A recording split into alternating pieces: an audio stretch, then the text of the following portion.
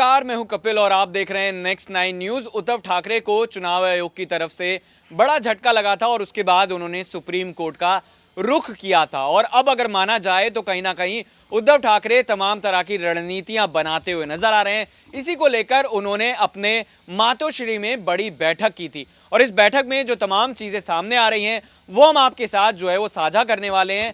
कहा यह जा रहा है कि महाराष्ट्र में जगह जगह पर अब उद्धव ठाकरे वाली जो शिवसेना है, जो नाम उसे दिया गया था उसका 28 फरवरी तक यूज किया जाएगा। जो चुनाव चिन्ह जो है दिया गया था, यानी कि जब बंटवारा हुआ था और जो शिवसेना का जो ओरिजिनल प्रतीक चिन्ह है उसे चुनाव आयोग ने फ्रीज कर दिया था, तो दोनों ही पार्टियों को एक एक चुनाव का जो चिन्ह है वो दे दिया गया था और 28 फरवरी तक इसी चुनाव चिन्ह को लेकर आगे फिलहाल बढ़ते हुए उद्धव ठाकरे नजर आएंगे। और क्या कुछ जो है उनकी तरफ से डिसाइड किया गया है उसको लेकर भी हम बात कर लेते हैं।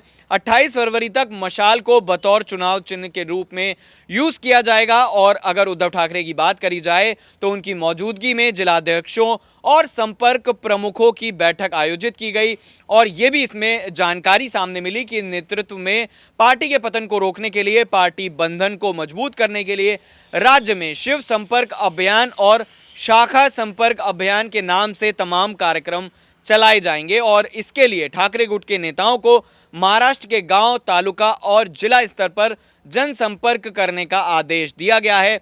और यह भी कहा गया है कि अगर हम अभी नहीं जागे तो 2024 में तानाशाही आ जाएगी। मशाल 28 तारीख तक इस सिंबल का इस्तेमाल किया जा सकता है और यह भी कहा जा रहा है कि ठाकरे ने कहा कि अगर यह चिन्ह हटा भी दिया जाता है तो मेरे दिमाग में 10 और चिन्ह हैं।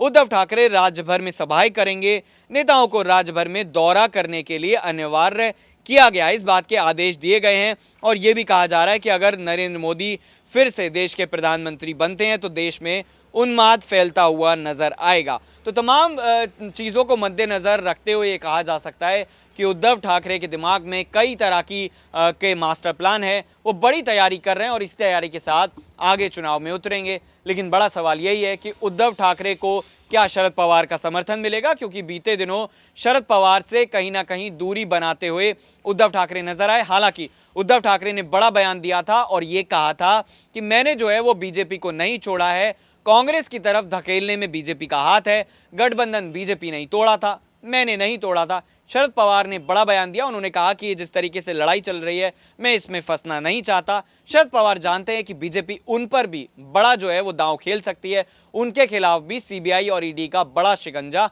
कस सकती है और इसीलिए वो दूर नजर आ रहे हैं। लेकिन सवाल यही है कि महाराष्ट्र की राजनीति में क्या उद्धव ठाकरे अपना नाम बचा कर रख पाएंगे या फिर आने वाले वक्त में और सरकारों की तरह उन्हें संघर्ष करना पड़ेगा, ना सिर्फ सत्ता को लेकर बल्कि अपने पार्टी के अस्तित्व बचाने को लेकर। इन्हीं तमाम सवालों के साथ छोड़े जा रहे हैं। देखते रहिए नेक्स्ट 9 न्यूज़। नमस्कार।